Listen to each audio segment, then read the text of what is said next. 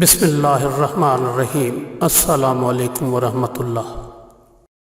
حضرت ابو موسیٰ اشعری رضی اللہ تعالیٰ عنہ سے روایت ہے کہ رسول اکرم صلی اللہ علیہ وآلہ وسلم نے فرمایا کہ 3 قسم کے لوگ ہرگز جنت میں داخل نہیں ہوں گے: شراب پینے والا، رشتے ناطے کو توڑنے والا اور جادو ٹونے کو سچ ماننے والا۔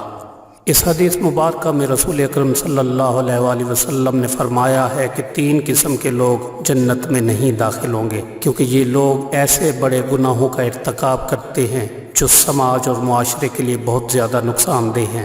پہلی قسم کے لوگ ہمیشہ شراب پینے والے، کیونکہ شراب عقل کو زائل کرتی ہے، آدمی کی انسانیت کو مسخ کرتی ہے اور اس کی مروت کا جنازہ نکال دیتی ہے۔